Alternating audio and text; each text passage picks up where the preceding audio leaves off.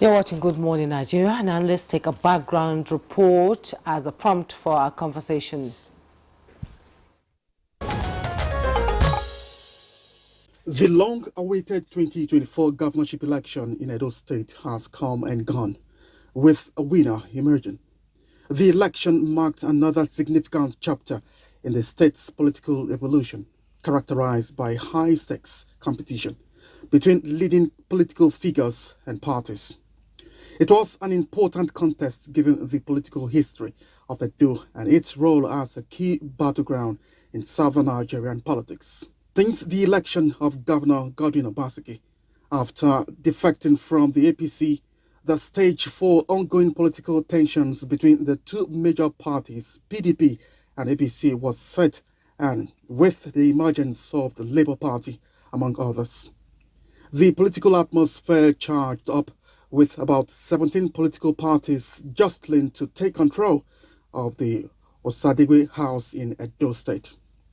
In the lead up to 2024, both the PDP and APC, among other political parties, aimed to consolidate their bases, drawing attention to key issues like economic management, job creation, and transparent governance. Both leading candidates presented their economic blueprints, addressing job creation, industrial growth, and sports for small and medium-sized enterprises. The 2024 Edo State election took place on September 21, 2024, though with what analysts described as a recognizable low voter turnout across rural areas. In a closely contested race, Senator Monday Okpebolo of the All Progressives Congress, APC, scaled through the hurdles by winning with a sizable margin. His victory is seen as a paradigm shift from the PDP administration. Monday Okpebolo of the APC scored a total number of 291,667 votes, while the closest rivalry, the PDP, scored 247,274 votes, with Labour Party coming a distant third with 20,763. The election results have raised concerns from political parties and civil society organizations about the electoral process, with some alleging irregularities in some areas and low voter turnout, with the People's Democratic Party signaling intentions to challenge the results in court. As the new administration is set to begin, Edo's future trajectory will depend on how well it addresses its pressing economic and security challenges. Guests on Good Morning Nigeria will review the election process shortly.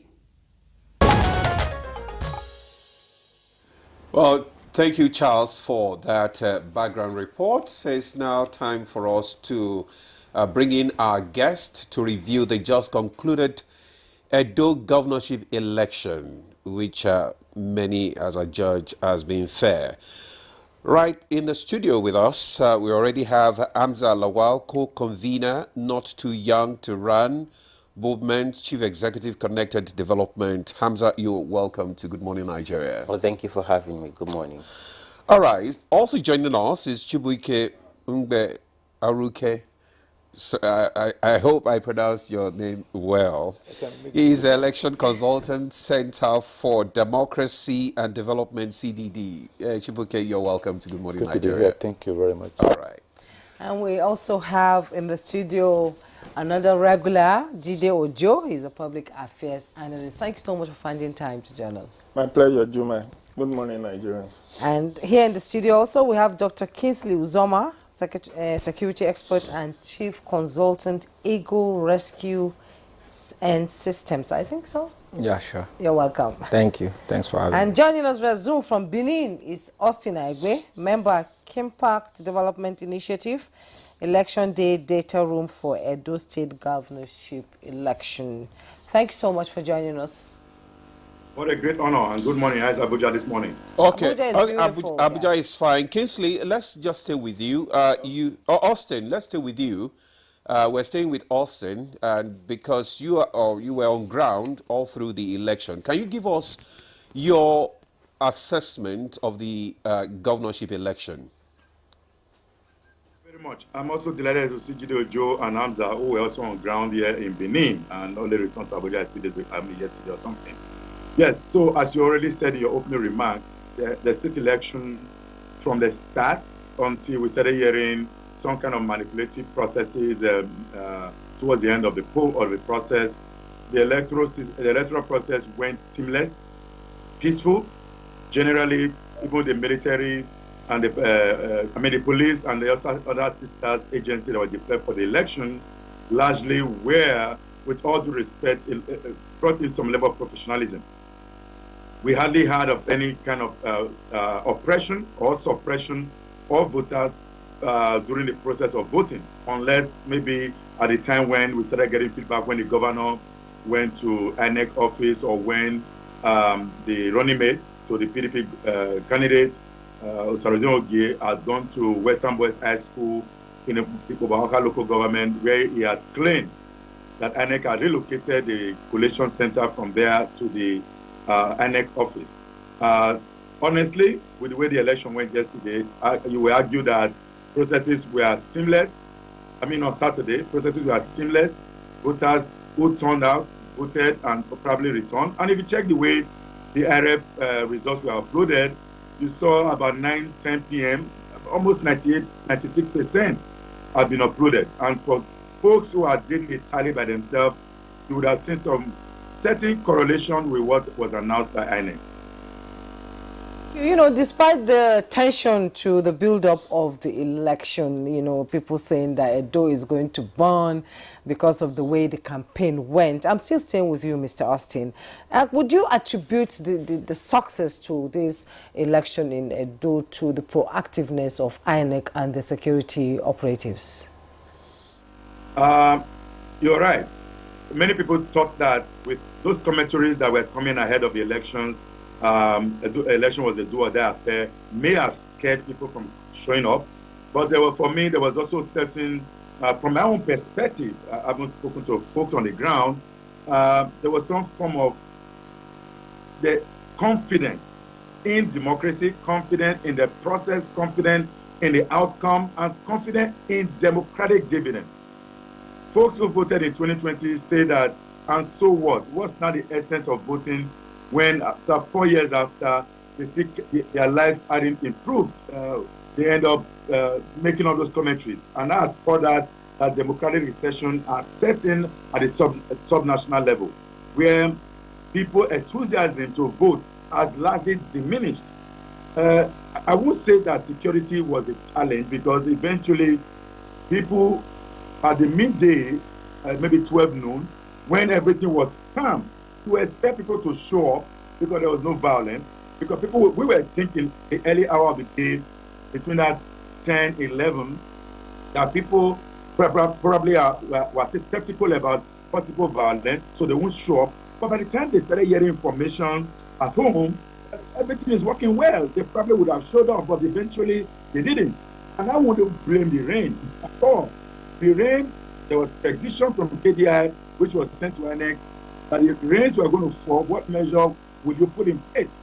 Even the pre-election statement that was released was also talked about the rain. INEC prepared for the rain. We can't say, I can't truly say that the rains prevented people from showing up, because when the rain stopped, there was still about 2 hours before the end of voting, that people still didn't show up in that large number. Because I saw the 2020 obstacle election. I saw the crowd that showed up. I saw the massive support for democracy. I saw the massive support for election. And you know the outcome. But in this last election on Saturday, I saw remarkably opposite trajectory in that poll. Thank you very much, Austin, for that, your assessment there. We'll get back to you. Let's come back to the studio right now. Hamza, you were at you were in Benin to monitor the election, and from what he said, let's have your own assessment. Would you say there was adequate preparation for that election, and what happened? Let's have your first eyewitness account. I think there was adequate preparation for the elections. I was part of the Nigerian Civil Society election situation room delegation, but there was also logistical glitches. We saw that it took over 2 hours to take materials to some polling units. I resumed at a rack center that had over 11 polling units. Okay. I saw where core members who were INEC ad hoc staff with sensitive and non-sensitive materials who were stranded at that rack center. So I approached their supervisor and wanting to know why they're still here. He confirmed to me that there were not enough buses, and when the buses even came, that there were not enough security, that security were being mobilized to come and accompany them to the polling unit. But he also confirmed that the polling unit that these materials were going to were less than 30 minutes drive. So that's in one hand. We saw a lot of security on the ground. Even when there was rain, I had thought that the security personnel would leave where they were manning. No, but I entered the rain. I traveled around and I saw the military who were providing perimeter security. They were still stationed and manned and ensuring that people who were not involved in the electoral process are not allowed free movement and passage. I also saw in every polling unit we had security, unarmed security personnel, mostly civil defense, Nigerian police, even people from Nigerian Correctional Service. So there was a lot of security, and I think that was what ensured peaceful atmosphere. Okay. I think I was also very concerned about when the other political party had a press conference and announced results. And the law is very clear. It's only INEC that has that mandate, that powers as prescribed by the Constitution to announce results and declare winner. Okay, some other political parties were announcing results. Oh yes, and sadly this was an executive governor who called for a press conference, and this, for us, I was a bit worried because this could have led to violence. Because usually when violence erupts is when results start trickling down, and I see no reason why someone with that sensitive position, would come forward and announce results because of desperation. And I think we need to be careful in our very young and emerging democracy. And this is someone who also had, issues with his election. And I thought from experience, he would not jump and rather advise people around him that we can't do such a thing. So I hope that the law would catch up with him. I know, yes, now he has immunity, but this is a criminal offense, and we must make example of people who try to submerge the political or the electoral process. But by and large, I'm really happy. I think that this has also opened a window for conversation around electoral reform and the kind of reform we want to see as we go into 2027 in the future. So I think that as the National Assembly would resume after their recess, civil society would come together and approach them with a legislative agenda around electoral reforms. Anyway, I know that a lot of people have canvassed for that issue of electoral reform, but some people are actually not in particular, positive towards it, because what they say is, even if you have the reform, as long as the players still remain the same, with the same mindset, you are likely to have the same result. Anyway, we'll come back to that. We'll come back to that. Jidojo, you were also there. Let's have your assessment of what played out. Okay. Good morning, everyone. I was also in Benin at the BS of Impact Development Initiative as member of the election the data room, EDDR. Impact deployed 413 observers across the 4,519 polling units and 119 wards in Edo State. So we had that data room and we're getting feedback. Aside from what my other comrades have said, I don't want to repeat what they have said. Austin is a member of the same faculty with me in Benin. But as a rider to what Hamza and Austin have said, another word. Let me start on a positive note. Quite a number of things worked for me in this election. As against bloodbath that was predicted, there was no death. There was no massive security breaches. even from our hotel to where I observed the election, there was strict enforcement of the movement restriction. And I think that is a double-edged sword. It could have contributed to why there was low voter turnout. Given the fact that when you lock down the state because of election, don't forget, people may have registered far from where they reside. And we are the ones saying they should not collect money to go and vote. So what is the incentive for them to risk their life, walk very long distance to where they are going to exercise their franchise? So the lockdown could have been a factor in the low turnout. But it's not the only factor. There is also the issue of what have we benefited in the 25 years of this return to civil rule. So many people have a deja vu that the successive administration hasn't done enough in their own estimation. So they just want to stay away. And anyway, it's not compulsory for anybody to vote. So we are not in Australia. But the other thing that worked for me, apart from peaceful election, not that there are no breaches, don't get me wrong, but I'm looking at what, even where there are infractions, they are not widespread, they are isolated. So largely the election was peaceful, no deaths recorded, and the people were able to come out and exercise their franchise in a very orderly manner. The other thing was the very professional way INEC handled the IREF. So much so that by 9-10 p.m., over 90% of the polling unit results have already been uploaded. And situation rooms of civil society and even the political parties can do their own tabulation and arrive at their own conclusion. You get. Unlike in time past, the people were very skeptical about whether these results were going, or there was going to be a glitch or hitch and all of that. But that didn't happen. So you also have the poll officials also appear to know what they are doing. So they were quite professional. They were on point.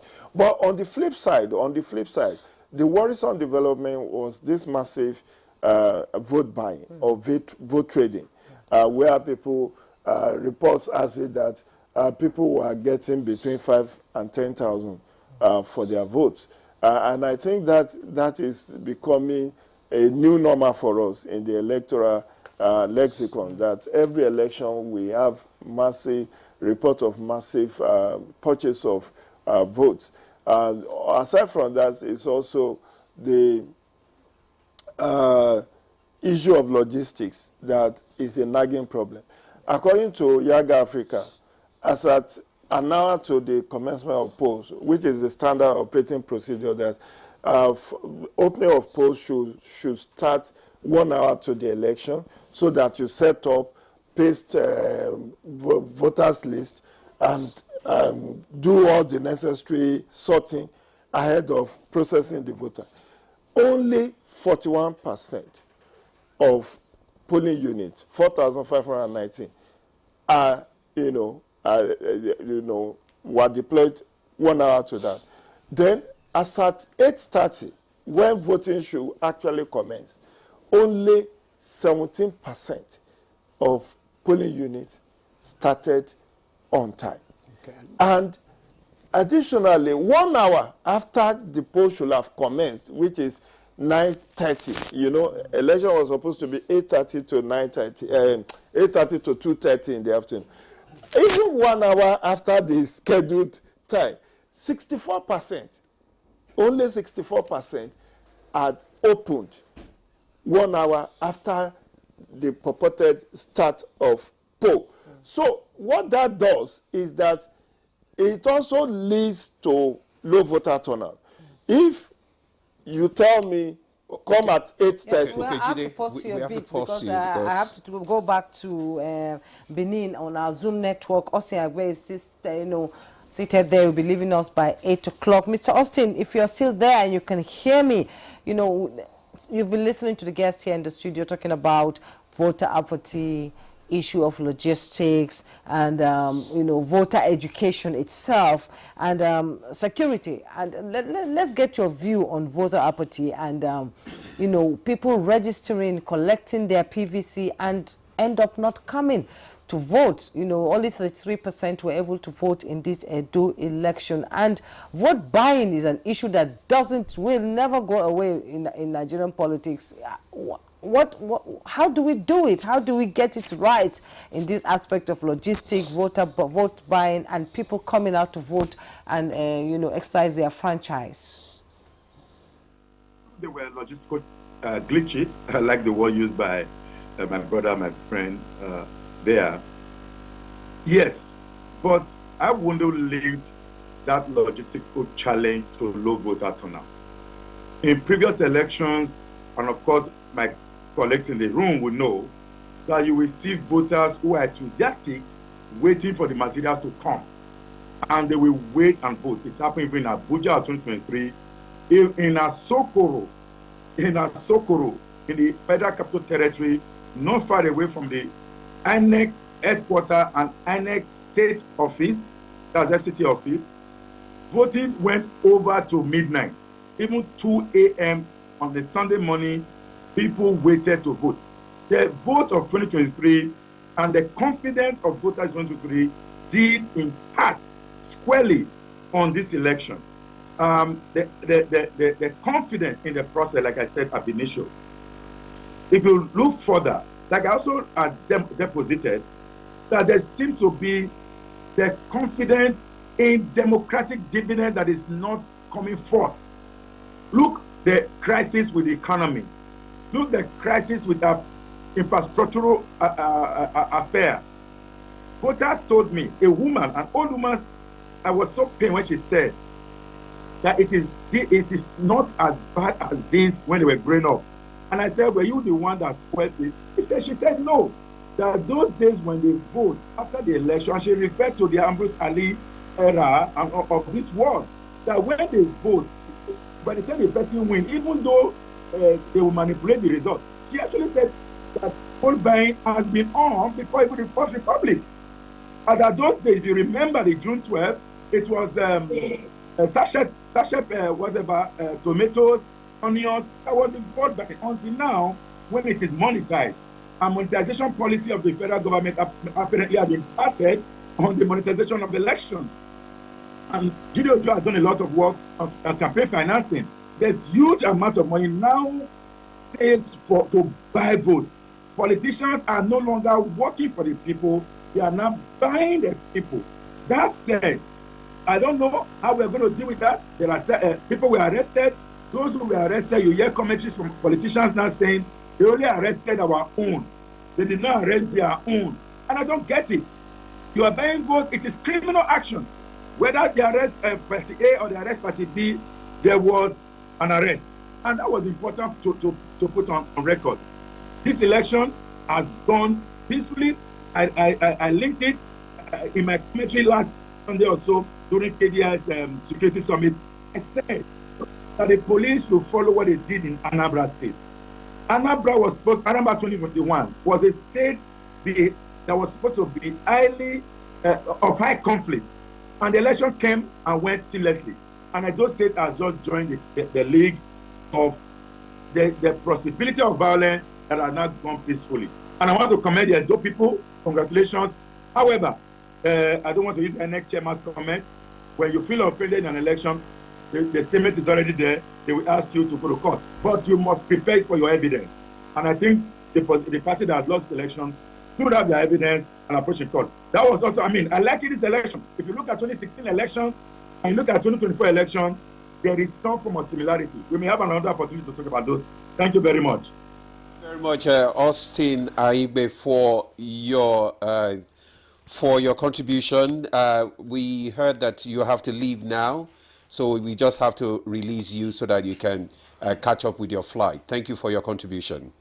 Thank you. Thank you very much. All right. That's Austin Aigbe, member, Kimpat Development Initiative, Election Day Data Room for Edo State gubernatorial election. So let's come back to the studio. We still have other guests. Let's bring them in. Chubike you've listened to the reports from those who are on ground at the election. From all that you have heard, what can you deduce from what happened on Saturday? Okay, first of all, let me just mention it that CDD will be speaking to the media any moment from now on their post-election findings. But there seems to be a consensus on how the election, what transpired during the election. Honestly, what we saw was a very, very optimistic beginning of the election. Everything was going on very well, and then suddenly there is a lull, around surrounding the coalitions and all of that, and that is the saddest commentary of this election, from beginning to until the two local governments that were held up. Just imagine what they said, that if you follow the result uploading, it was progressive. It got to some 90% and all of that. By so 9 to 10 p.m. Yeah. So you wonder why. 90%. You now wonder why the two local governments now kept everybody waiting. I mean, I do not think that is. You can tell that there must be something wrong. You understand, and that's the real problem that has overshadowed the entire election. Logistics, we saw, it's a perennial problem, and we know that the last time I came here, a few things were mentioned is we listened to the CP. We acknowledged that his language was very, very tough and military in nature, and that communicated some kind of discomfort to potential voters. Maybe fear, something. I alluded that it's likely to dissuade people from coming out. Another thing is the higher militarization, you see security everywhere. We also question why the access roads will be blocked and all that. But what we have noticed in some areas, the military, largely they were friendly, but there are some incidences where they were tough on people. Okay. Turning people back and all of that. But by and large, my only the dark spot for this election is what transpired in Oredo and those two local governments. Exactly, Boboka. That is for me the darkest point of this election.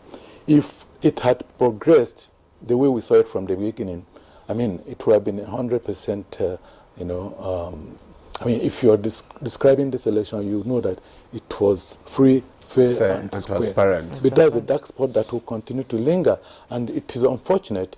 We also noted that even about the weather, we talked about the weather previously, but that stopped before it too. We know that most people who didn't come to vote, apparently their own sluggishness, and that takes us to the issue of people connecting their vote to good governance. People don't seem to know the power of that vote. If I have my vote and I have not voted, I should be itching to go and vote, because your vote will make a difference. Just imagine, I was also worried about the number of votes that will determine who governs Edo State.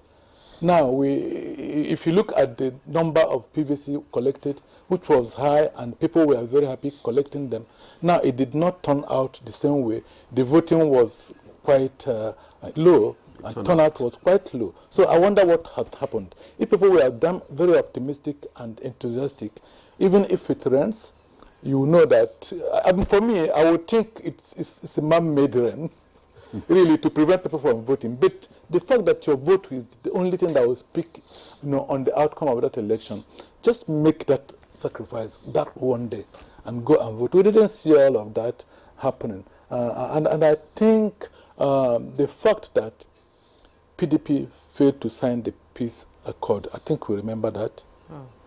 And again, they also went outside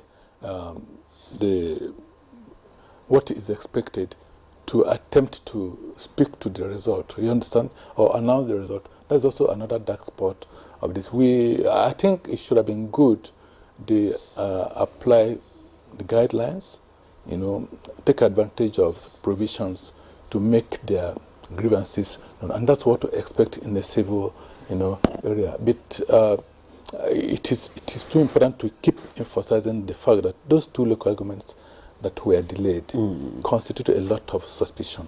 Okay. Yes, and that the two local governments that delayed, we also thought that there was going to be, a second run of the election, because a lot of people were waiting for the result, and it didn't come out. Let's bring in Dr. Kinsu Uzoma into the conversation, security expert and chief consultant, Eagle Rescue in System. Let's have your assessment of the security situation in Edo and the conduct of the candidates themselves and their followers in the election.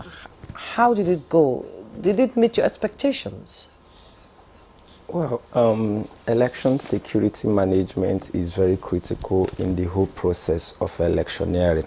From the point of registration, which we circle between before, during campaigns, and on election day, even after the elections, there are security issues that need to be addressed. Here in this same studio, we followed up when the police confirmed the deployment or mapping of 35,000 personnel, while the military and other security agencies contributed about 8,000. That brings it to about 33 or 43 or thereabout. Yes. So you know that the police is the lead agency on election security management. So that was why the AIG election monitoring in the person of AIG Igbe was very vocal on their preparation and how they are going to match troublemakers, embers of violence with war and what have you. And the also young, you might call him the youngest DIG in the person of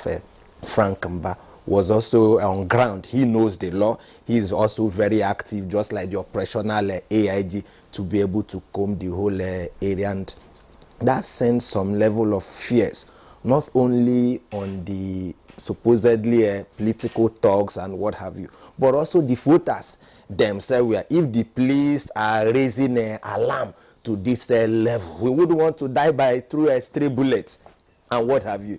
You would rather stay home than coming out to become a victim. Because if you check, before now, off-cycle elections in states like Kogi, let's not use Edo, we saw some level of violence. Even the last 2023 the November poll, which was the most recent as applicable to off-cycle, that gives some sense of this. And some of the mappings we've done for a place like Edo State, where you have a high level of courtism and what have you. But again, remember that these major candidates, initially some analysts, we grouped it as a 3-horse race, but it obviously came down to a 2-horse race. And this horse, for me, they are birds of the same feather. They've been in and out of the leading political party. The same outgoing governor was once in APC, back to PDP and what have you. All the candidates, they have the same history. So they each of them knows their modus operandi, how their party coordinates things. So you know where to wage war against the other and what have you. So that also helped on the angle of security. And when you have adequate security patrol, which was part of the recommendation we've done over time based on security threat analysis, you not only deploy the armed guards that should on strategic areas, you should have an adequate patrol. Like I've always said, we should have, because of the economic hardship, which is economic insecurity. It's obvious because most of the people I also spoke and the people I have on ground, what will it profit me to go out there to vote somebody and at the end of the day, circle of friends? And part of the calls I also received in that regard, those who made reference, they said, okay, why would the governors from my own state, for instance, leave his state to come and dwell in Edo State for another election? That's another negative aspect of off-cycle election, because you see VIPs, big political wigs leaving their states and other to come and troop in a state. It has another persuasive precedent on the influencing outcomes of election. If we must go deeply into a democracy, all those things must be checkmated. The moment the campaign period is over and other, you leave it for the people of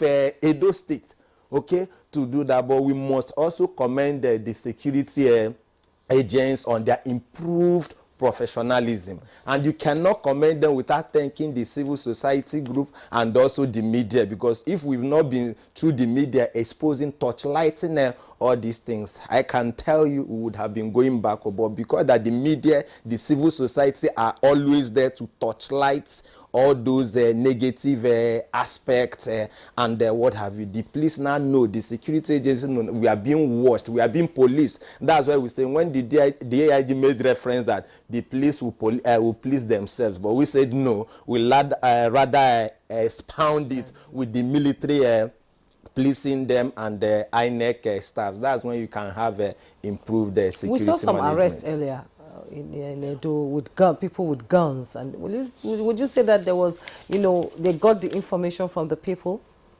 Well, when you check the arrest, for me, in a place like Edo, is very insignificant. And the only way the security agencies can prove that, yes, they actually work, and to justify the resources mapped out for them, is to make some pockets of arrest.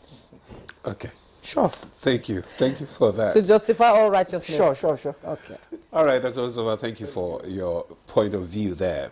Now, let's come to Hamza now. Well, Hamza, a lot of issues have been raised here concerning the last election in Edo State, and many have talked about the issue of vote buying, the apathy of people coming out to vote, but largely it was agreed that at least the election was transparent and also was fair, in all ramification.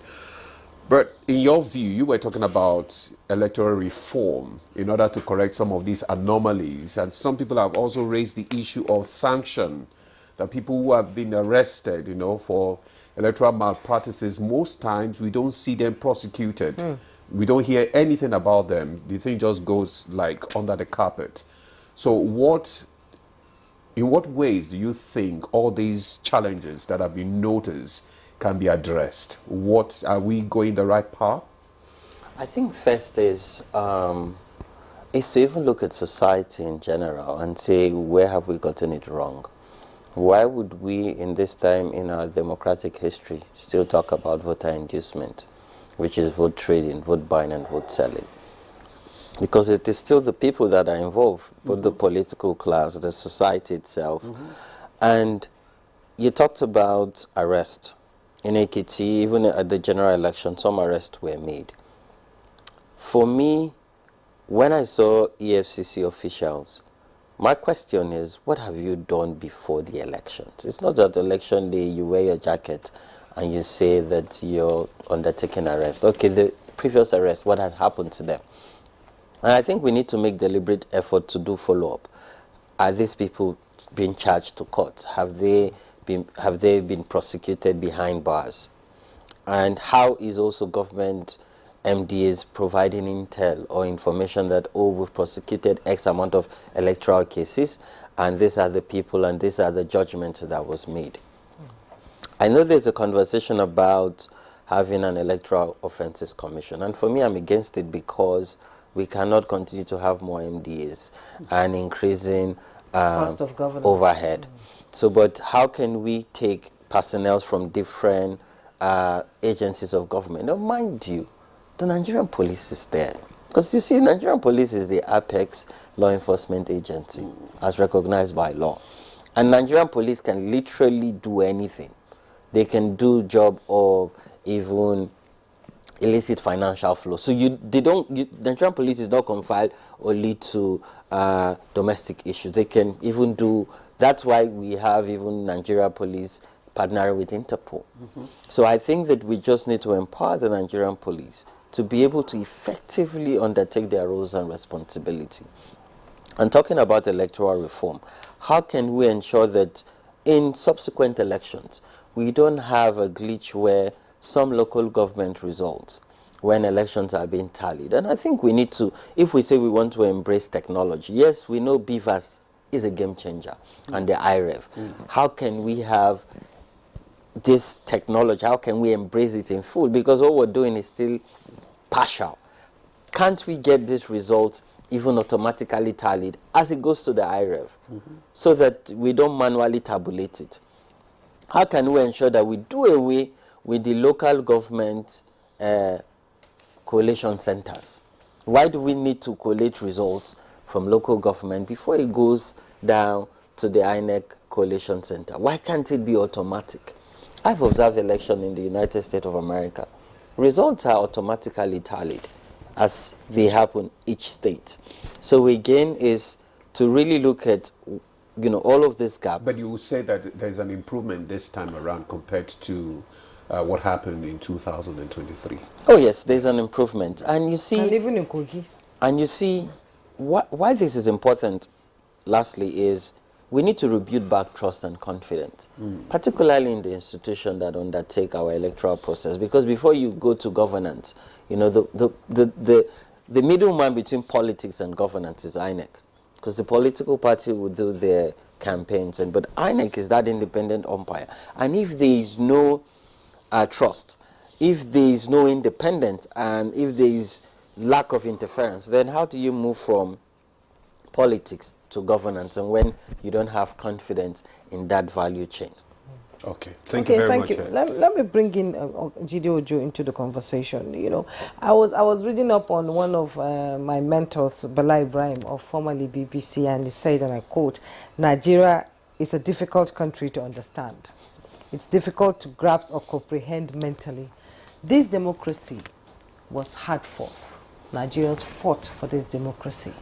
It's 25 years down the line, and things are not the way it should be. Edo State, like in American politics, we call it a battleground. Edo State was a battleground over the weekend, and almost every person that mattered in both political parties were there on ground to ensure that it was a seamless process. But are we getting it right? 25 years down the line, are Nigerians beginning to understand that your card, your vote matters? Why do people in government who are already sitting in government get agitated at the end of their tenure thinking they cannot win? What did they do wrong? This is a multi-choice question. Okay, so for me, 25 years, we have made progress. We have made substantial progress. It's just not apparent to people who are not following the trajectory. Yesterday, when we were at Edo Studio,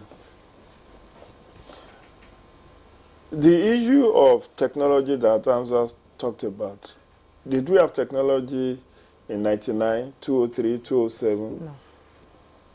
Former President Muhammadu Buhari said he would never have become president if not for smart card reader in 2015. See, it's now we are seeing proper reflection of voter turnout.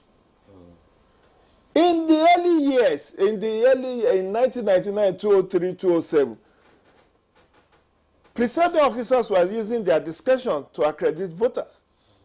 Because all you need is bring your, it wasn't even PVC then, it was voter's card, simply voter's card. And there is no chip, there is no machine readable stuff. So you bring your voter's card, which is like ID card, and then somebody looks at your face and says, okay, what's the name? He just looks for the name.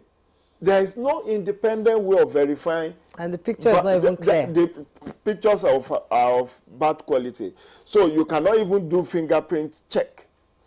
And that was when we were referring to. So when we are doing the infographics, we say, oh, in 2007, we have 40% voter turnout. In 2003, we have 50% voter. What is the integrity quotient of those figures? We never query. But now we are seeing proper reflection of the journey, because now smart credit, and that's why I will give kudos to INEC. INEC is not a flawless institution. They still have their issue. I was pointing out that issue of logistics, and we need to drill down whether it's from the INEC or from their vendor, the NURTW people who held them to ransom. Because we should not in 25 years be still having elections starting late, 1-2 hours after the... we used to have election 8 a.m. to 2 p.m. It was because of this logistical challenge that they changed it to 8:30 to 2:30. Even then, we are still starting late. What's wrong with us? Actually, people thought that because the election is being held in just one state, all these the issue of logistics shouldn't have come up at all. Exactly. But let me stay on technology so that we don't derail unnecessarily. So when people look at the progression of how we have come, they forget those fraudulent elections that took place in the first half of these 25 years. That even the court, how did even Edo become an off-cycle, off-season, staggered election state? Was it not because of anomaly of electoral fraud that the court determined that made it to say, Osarami Osumbo, you are not the winner. Adams Oshomole, you are the winner. And we have had 8 of that, which is why we have elections off-cycle in 8 states. It's through judicial intervention and activism. That's part of the progress we have made.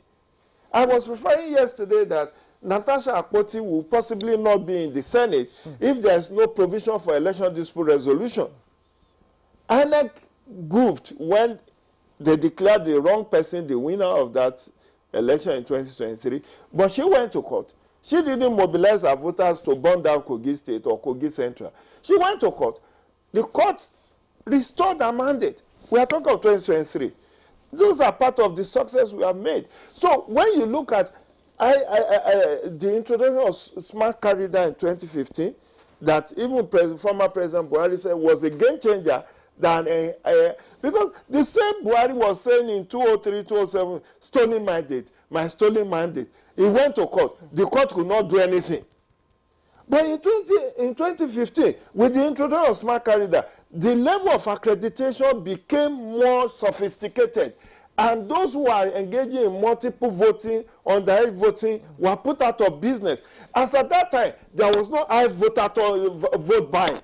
There was no high vote buying because then you can just give money to presiding officers to do the job for you. Yes. You know, these are my people, let them vote. You know, you just add them into the polling unit. And the man just said, okay, Aisha Ibrahim, okay. It's no longer business as usual. But it's no longer business. So for smart car reader, we are now in beavers. And this is one of the high points of this election in Edo, that the beavers also worked maximally. So that way, we have solved one problem, which is the accreditation integrity. So we now know the true reflection that unlike in time past where you talk about 50% voter turnout, which does not have any connection to reality, we can now say with this smart car reader and now beavers, we can now beat our chest that these are true reflection, because it's not goat, it's not sheep, it's not cattle that is voting. It's human beings that you and I can see, and we have their picture, we have their fingerprints. So that's part of the success. The judicial intervention that have corrected wrong declaration is part of the success we have made. The fact that people are getting more interested in the electoral process and contesting elections. We are having more youth contesting. The issue of not too young to run, lowering the age, qualification to contest. We had in Kwara State a 26-year-old who won an election into the Kwara State House of Assembly. A young lady. You understand? So these are some. It may not be apparent to those who are not following the trend. But for some of us who live on this lane, we know that we are making success. Just that the kind of revolutionary change that people are looking forward to hasn't happened, and it will not happen because election integrity is not a sprint. It's not a 100 meters dash. It's a marathon. Look at what is happening in US. We are blaming ourselves in Nigeria. Look at the rhetorics, the speeches that are being bandied between Kamala Harris and Donald Trump. In 2024, I'm not talking of last year, I'm not talking of 10 years, 50 years ago. In 2024, look at the kind of debate that they are having, calling themselves unprintable names. In 2024. So, that is the bastion of democracy that we say we are modeling. So, when you have that of course, it happened in Edo. We had that same rhetorics during the campaigns. People calling themselves names, abusive words, and one of the main challenge I just had the brainwave to mention this is the role of disinformation and misinformation in this just concluded election. You could see from Friday, Saturday, a lot of fake news was being peddled. Even results were being posted on social media that have no relevance with the integrity of what is even uploaded. People were posting results based on their own preferences and even celebrating and misleading the public.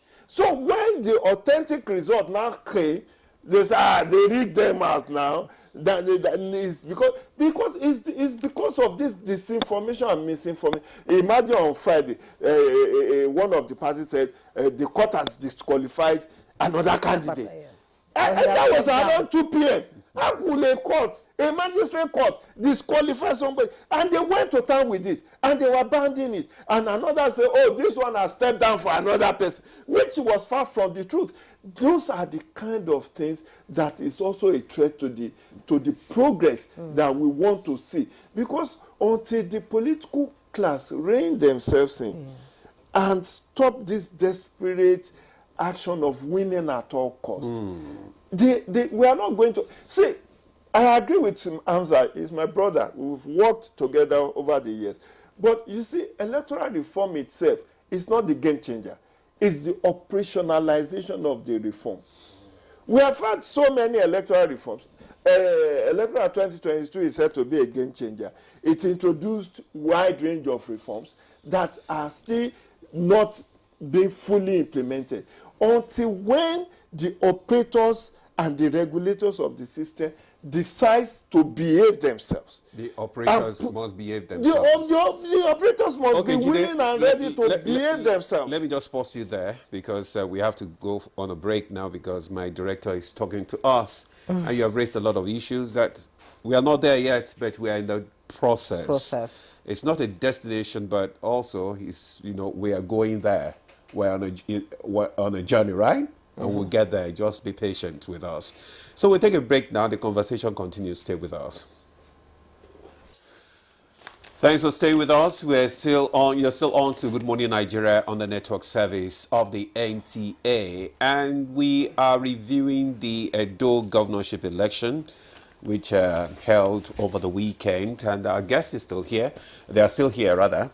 And Chibuke, I want to bring you into the conversation again now. You've listened to what the other guests have said, especially Jide Ojo, the issue of the deployment of technology, to the improvement of our electoral process, and also that we are on a journey. It's not a sprint, but it's a marathon. But some issues were raised, especially when it concerns the issue of apathy, people not coming out to vote. And it borders on the issue of trust and confidence in the system. Now, how do we begin to build that trust and confidence, you understand, in the people, so that in the subsequent elections we can see a light, a ray of hope, an improvement in our system? Yeah, first of all, let me also confirm that CDT was monitoring disinformation. Okay. Apart from the electoral process. So, on a regular basis, we are churning out verifications, countering those disinformation and confirming, because there was a lot of fake news in the environment. So, that was to mention that. I listened to Jide, really. It's not a sprint, it is a marathon. Exactly. But on the question of technology, let me just recall, I think just before 2011 election, I had the opportunity to attend a technology conference in Kenya. They called it Pressing Buttons for Democracy, And what I saw there clearly was And that was the time Nigeria did voter registration and achieved 93-something million within a very short time. Very quick accomplishment at that period. And Ghana also did the same thing. South Africa did the same thing. South Africa had about 18 million voters. Ghana had 10 million or something. Nigeria was talking about 90-something million. And unfortunately, these two other countries were acknowledged and applauded. And Nigeria was not reckoned with, simply because at that time we were unable to audit our voter registration registrar, which up to now I don't know to what extent I don't know the integrity of our voter registration. So what I'm saying is technology is key, and we are shying away from it. Hansa mentioned that we've been doing. I think we are partially doing it. What stops us from embracing it completely? I mean, if you look at our banking system, look at every other thing. Technology is inherent in all of this. Why is it when it comes to election, we are partially adopting one thing or another? I think we should embrace it fully. And I mean, it's not just about the technology, it's also the people behind them. Right? So we acknowledge that it's not about reforms, it's also about the people. So we also need to reform ourselves. But I really not agree with Jide completely on the question of we are arriving or we are making progress. Yes, there's some level of progress, but that's and I'm very cautiously optimistic about how Nigeria is faring, really, and against the backdrop of who we are. I mean, to the rest of the world, or even within the sub-region. Nigeria once was a pathfinder, was a big brother and all of that. I mean, we're supposed to be a regional leader. In fact, we're a global player. But when it comes to certain indices, Nigeria is very reluctant to partake in what they call global competitiveness. We don't seem to learn from others. We are on our own pace, and we think the little things we're noticing here and there is enough to. It's not good enough. See the election that took place in South Africa. We all saw it. See how results were trickling in. There was a bill. There was a board. There was a. What do you call it? You monitor it on the screen. Now we're talking about just one election in Edo. And now almost 24 hours. I'm not sure we're able to achieve any meaningful results. So we cannot be patting ourselves on the back for those little things. Nigeria is, are we not the biggest black nation we are told? And we have everything working for us. So it is the manpower that is failing us. It is the politicians that are failing us. Even the question of, we have all the laws. Now, there are some people who were arrested for vote trading. And this is not the first time. We saw it. So what we expect is, let us also know those people were convicted, or, let them be tried, let them verify all those things. But before you know it, that is gone. The short memory we have, the politicians are really dealing with us, and it's a gang up against the people. You see, if you're ever talking about democratic dividends, which we hear every now and then, I don't know to what extent we have experienced democratic dividends here. What we see is the gang up of the politicians, against the people, and they deploy poverty as an instrument. And that is the linkage to vote buying and all of that. You just alluded to where people have a longer route to cover to go and vote. And then people are susceptible to accepting perhaps here and there, and they will say it is our collective money. What we expect in terms of good governance is we have everything working for us. How are our politicians who are battling and killing themselves to govern us? And when they get there, they are no longer accountable, they're not transparent, the people are no longer in the equation. And for me, the last time I checked, democracy is about the people. So if politicians are, look, it's so annoying when you look at our budgetary, monitor our budgets. Every year, every single item is provided in the same budget. Both durable equipment and everything, cars, everything is repeated every year on a yearly basis. But check allocations to development projects. Go and check wherever it is situated. Nothing is happening there. And this has been the trend since 1999. So if you ask me, we're not making meaningful progress. We just have some isolated, progress in some areas. And it has to do with the people themselves who have made themselves available to governors. So that's where the issue of trust and confidence is. Okay, now, so on that one, we're talking about why should people, INEC come to polling units late? Why should, the delays in logistics? I was asking one of the former REC to explain that, sensitive materials get to the polling units on that election day. Maybe eve of the election, they come to the rack centers, right? So you see the journey. All of these things they are trust issues. One of my friends was saying that in their own climb, an election officer can go home with these materials and come to the polling unit with them on election day. But you cannot try that here. It's a trust matter. It's a trust matter. Because we can't trust these people. And there's everything enough for us to trust politicians. Okay, those in INEC, we have an INEC chairman, and he's working with thousands of lieutenants. But I'm now asking myself, why is it that the electoral reform that we invested so much, which everybody acknowledged is the best document we have, we are suspending all of those provisions? The day we were able to, the recommendation we did in the electoral reform, in the electoral reform document is, we provided for South African model, which is make the position of INEC chair competitive for people to apply and go through the review process, or identify 3 principled individuals in Nigeria and present to the president to choose from among the 3. Now, if you give them 3 very principled people we know we can vouch for, and he picks one among them, that is settled. There will be no question about your imposing. And in our claim, we give allegiance to the guy who appoints us. Unfortunately, you see how professors behaved during the election? A whole professor who has been in academia for 20 years will now suddenly cannot find his voice to present a simple figure. Okay. Simply because they want to respond to whatever they have been provided for. It's sad, really. The progress is very slow.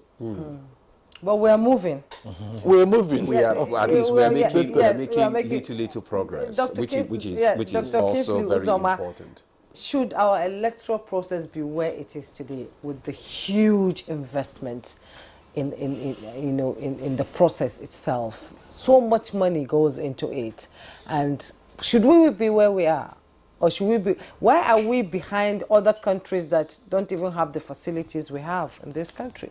Okay, it's just because of what you call maybe the Nigerian thing, the Nigerian way, the Nigerian factor.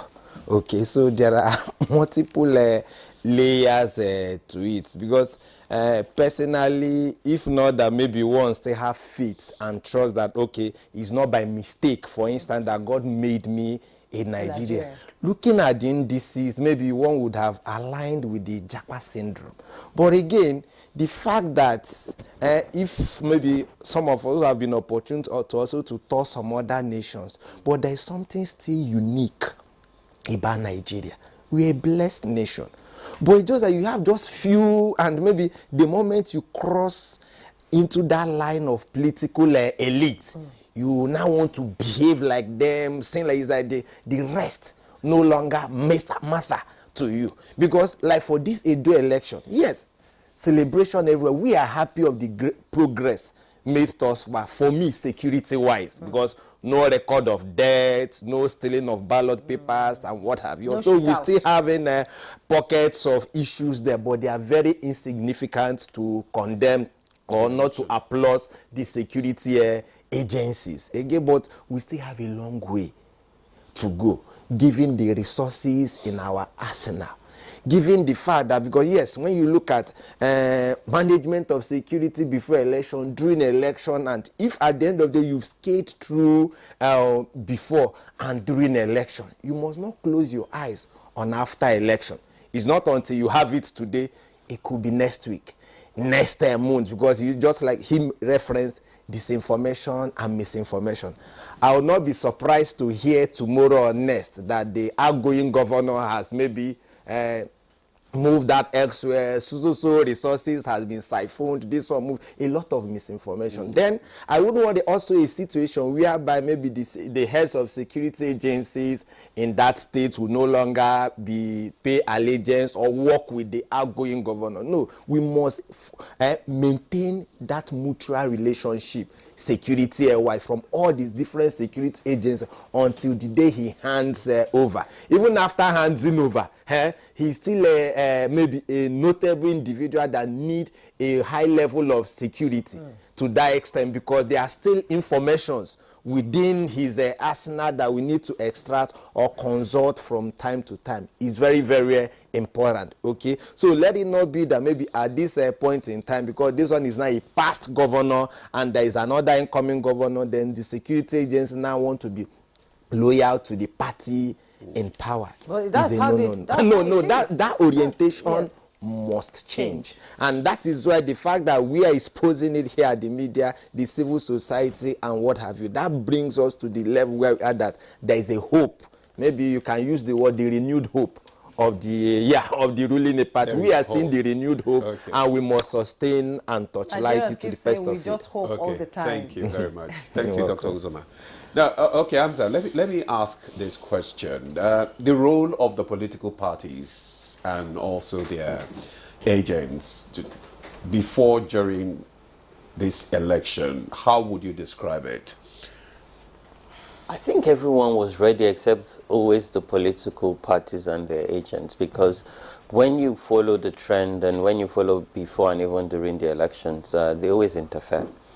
They always interfere in the process. Yes, before the electoral process, the political party will undertake their primaries, their party primaries, to have a flag bearer.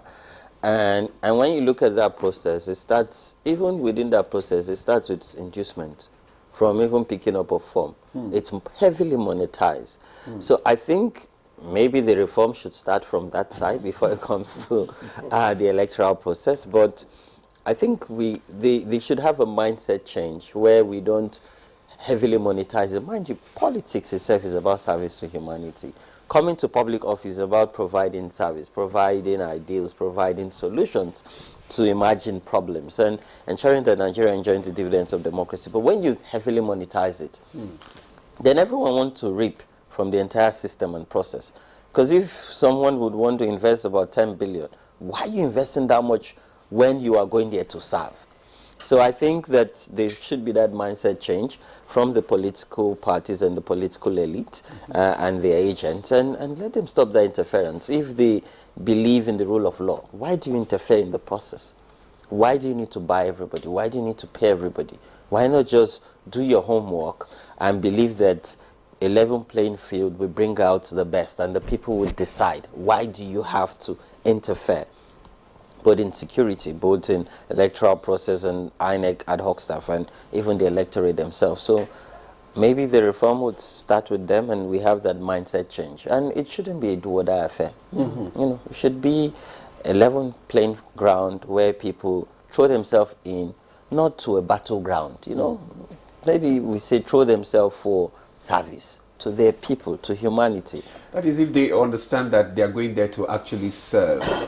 Because if you are offering yourself for service and the people say, no, don't come and serve us, why must you kill to do that? If truly and really that is what your aim is, to go there and serve, if it's not for any other purpose. Indeed. Let's bring in Jide Ojo into the conversation. Edo has one of the largest number of people in diaspora around the world, and talking about electoral reforms, they've been agitating for the opportunity to vote from wherever they are.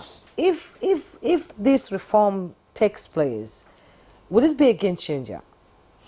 Yeah, it will be very difficult to have a state level diaspora voting.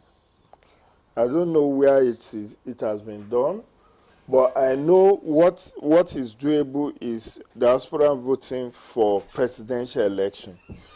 That one is more like it. So if you are abroad, and I was here last week or thereabouts, and we were talking about the national identification number, and then the NIMSI. And remember, the guy said they have offices abroad in over 70 countries. They have, you can enroll, get your NIN in over 70 countries. So I think part of the reform agenda that my brother Amsa is pushing for is also to see a possibility of out-of-country and diaspora voting. But it should not just be that. There are even low-hanging fruits of people that should be brought on board to be part of the voting process. You and I, who are on election duty, we can't vote even when we have we are registered, because there's no provision for early voting. When I went to Ghana in 2008, it was already operational in Ghana that if you are going to be on election duty or you are an essential worker, you can vote a week ahead in certain polling units. You know, not every polling unit, but in designated polling. And that's what you see in America in November. There is provision for early voting. Yes, people who have provision for early voting, out of country voting. Even in Kenya, in 2022 general election in Kenya, did you know that prisoners voted? Prisoners, if you are not on death row, they are allowed to vote. You know, so. But if you're on death row, you're not dead yet. Well, maybe you can vote since you're not dead yet. That exception could be done, but you could be there for the next 10 years. I know in Kenya, prisoners voted in 2022. They have out-of-country voting. They have early voting provision. They also, and then when I went to Egypt in 2014, did you know the shocker I found? They don't even have permanent voters card. You use your national ID card to vote. Once you are 18, they send you SMS to say you are qualified to now vote. And they tell you where your voting polling station will be. That is technology. They are leveraging on technology to do so many things. And I think my brother Chibike is not getting the feel. We are not where we ought to be, but we are not where we used to be. And I think we should commend ourselves for that baby steps progress that we are making. I'm not contextualizing the entire democratic project. I'm talking about specifically to elections. If it were to be period of anything goes, all this vote buying was not prominent in until 2015, 2019, when it was becoming increasingly difficult for them to just give token to presiding officer to get mass people to do mass thumb printing. Now, if you do mass thumb printing now, there are forensic experts that will detect that this, and that's how some elections were nullified by court that made us to have staggered elections that we currently have. For instance, in forensic audit. Yeah. You know that this result, this batch of ballot papers were printed by the same individual. And that's how the Court of Appeal had to had to nullify some of the elections and said somebody else won. Because of our time, we have less than two more minutes to go. So let's just get the parting shots of Dr. Uzoma. Now the election is won and lost. So what advice would you have for the winner of this election? They say there are no losers in Nigerian politics. Oh, well, it's you either win or you lose. That is just the game. The winning is for the entire people of Edo State and Nigeria at large. And when you say the winner, even those others who lost or came second, third, and what have you, they're also winners because they participated in the process. They have their life, and on the part of INEC, there are lessons also learned again for improvement. The voters have learned, other political parties, because like for me, if you are to judge from afar and media hypes, there are certain candidates and political parties that one had expected would have won the election, already won the election. But appearance is different from reality. Politics is grassroots. Politics is grassroots. Okay. Mine is... his mic is not on. It's 30 seconds. Oh, your Hamzat, mic is not up. Okay, Hamzat, Hamzat, as we let's have care it. for Ondo You just election, pick your... what do you expect in 30 fix seconds? your mic.